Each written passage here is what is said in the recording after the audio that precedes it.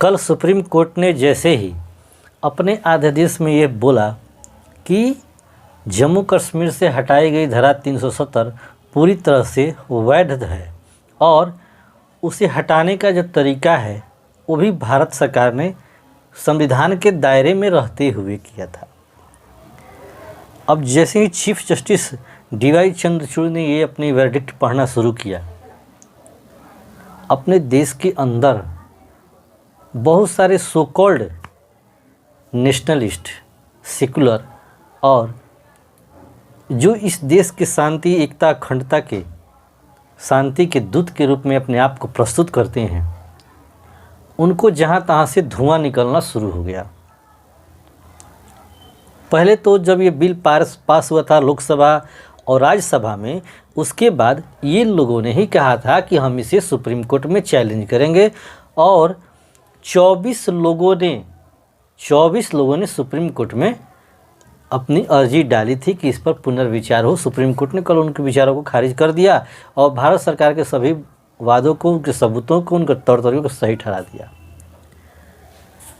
उसके बाद से जो लोगों में प्रतिक्रिया शुरू हुई उसकी एक झलक हम सुनते हैं। इसके बाद इसके बारे में हम विस्तार से बात करते हैं। पहले सुन लेते हैं इनके विचारों को। आज जो फैसला आया उससे मुतमईन नहीं है। हमारा मानना ये है कि ये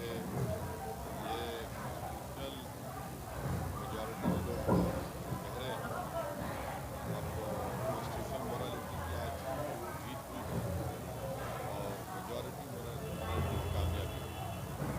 इसमें कोई दो राय नहीं है। हमेशा से भारत का एक अटूट हिस्सा रहा और अटूट हिस्सा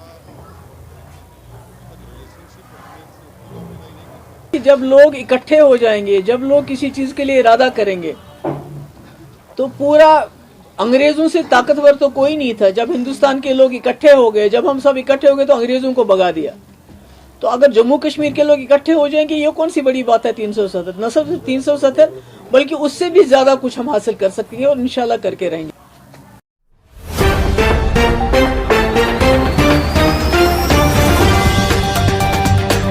हेलो दोस्तों, स्वागत है आप सभी का बवाल तो बनता है में। दोस्तों, आज की वीडियो में हम बात करने वाले हैं, जैसे कि अभी हमने आपको पहले ही बताया था कि सुप्रीम कोर्ट में धारा 370 जम्मू कश्मीर से कैसे हटाई गई, इसके खिलाफ 24 लोगों ने अपनी अर्जी डाली थी कि यह तरीका सही नहीं था। बात आती है उस पार्टी की, पहले हम बात करेंगे जिस पार्टी ने अपने आप को इस देश निर्माता के रूप में, स्वतंत्रता की लड़ाई के रूप में अपने आप को एक अग्रदूत, बल्कि यूँ कहा जाए तो पूरी आज़ादी का और देश निर्माण का सारा दायित्व उन्होंने खुद ही लिया था और खुद ही उसका श्रेय भी लेते हैं। दोस्तों, उसी पार्टी के लोगों में से एक कपिल सिब्बल जी भी थे और भी लोग थे जिन लोगों ने सुप्रीम कोर्ट में इसके खिलाफ अर्जी डाली थी।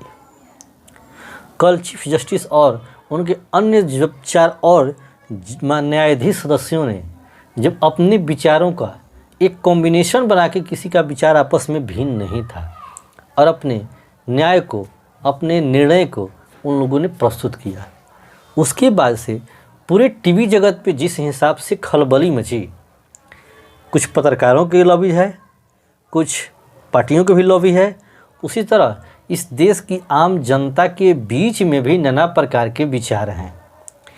कोई इस विचार से खुश है तो कोई इस विचार से आज भी नाराज़ है, जबकि उससे ये उम्मीद था कि सुप्रीम कोर्ट के द्वारा इस निर्णय पर विचार करके हमारी अधिकार और हमारे पहचान को दिया जाएगा। भैया, जब आज़ादी के बाद यह साइन ही हो चुका था कि इस जम्मू कश्मीर भारत का अभिन्न अंग है, तो एक ही देश में तो संविधान कैसे चलेगा। आप लोग आई कार्ड भारत का यूज करते हो, वीज़ा भारत का यूज करते हो, वोटर कार्ड वीज़ा भारत का इस्तेमाल करते हो, तिरंगा भारत का इस्तेमाल करते हो। हाँ, अपना जम्मू कश्मीर का झंडा आप लोगों ने बनाया था, सही था, लेकिन एक देश में 2 विधान, 2 तिरंगा कैसे हो सकता है, 2 झंडा। इसलिए धारा 370 का हटना जरूरी था। ये बात अलग है कि आप लोगों की जहाँ तहाँ से जलन शुरू हो चुकी है तो स्वाभाविक है, होती है, क्योंकि जब भी ऐसा काम जो देश की एकता, अखंडता, शांति, प्रगति, विकास के लिए होती है, तो अपने यहाँ जो पड़ोसी मुल्क के, चाहे इस साइड हो या उस साइड हो, किसी भी साइड के पड़ोसी मुल्क के कुछ गद्दार और चमचे तो अपने यहाँ हैं। अब चूँकि वो इसी काम के लिए इस देश में है, उस देश से पैसा लेते हैं, उससे रोजी रोटी चलती है, तो उनकी तो रोटी रोटी छीनने की नौबत आ जाएगी। इसलिए स्वाभाविक है कि वे लोग ऐसा बयान देंगे। परंतु जो कश्मीरी जनता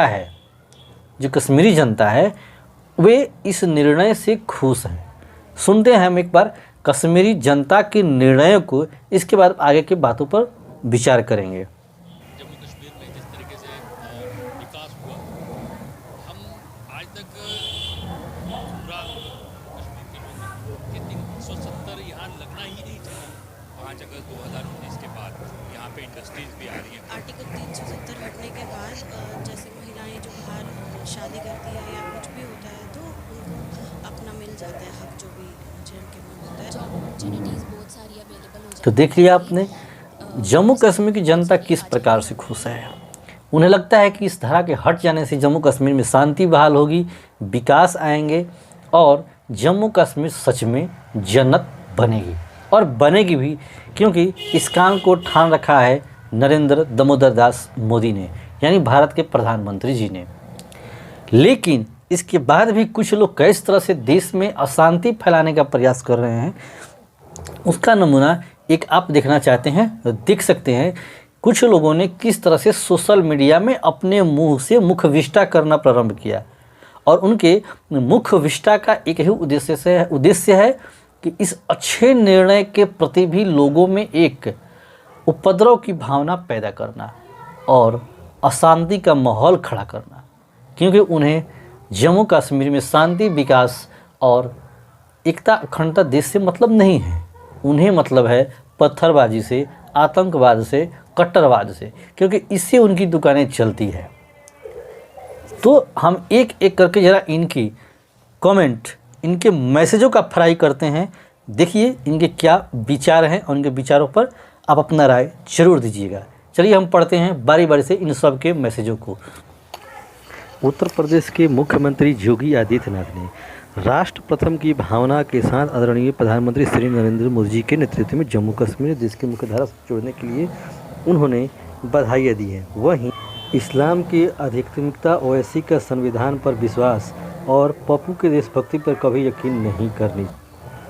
तो लोगों ने कैसे अपने विचार से वहीं धर्म और आस्था के ऊपर मजाक उड़ाने वालों का भी मजाक उड़ाया है। तो वहीं कुछ लोगों ने देश के गृह मंत्री अमित शाह जी को गुंडा, ताड़ीपार जैसे नाना प्रकार के गालियों से संबोधन करने के बाद भी लिखते हैं। अब इनको कौन समझाए कि वो ताड़ीपार था, उसे कोर्ट ने बायत बरी कर दिया है, लेकिन उनकी राजमाता और इसी मैसेज में सोशल मीडिया पर कमेंट बॉक्स में किस तरह से कमेंट करके देश के गृह मंत्री को और इस देश की एकता को, अखंडता को किस तरह से गाली जाती है, खास समुदाय द्वारा, बल्कि हम ये कहें वहाँ के उपद्रवियों को द्वारा। तुम क्या कर, जहाँ एक तरफ गृह मंत्री जी को अपशब्द बोला जाता है, वहीं भारत को भी कटघरे में खड़ा किया जाता है, भारत की एकता को, अखंडता को। और सबसे ताज्जुब की बात है कि इस मैसेज में बहुत सारे लोग ऐसे भी हैं जो इसके समर्थन में भी आते हैं, तो बहुत सारे लोग विरोध में भी। हालांकि विरोधियों की संख्या भले ही कम है, पर इनका उद्देश्य, इनकी सोच बहुत खतरनाक है, इसलिए इनकी सोचों का पर्दाफाश करना ज़रूरी है। तो कैसा लगा हमारा आज का वीडियो, आप लोग अपना राय जरूर दें। धन्यवाद।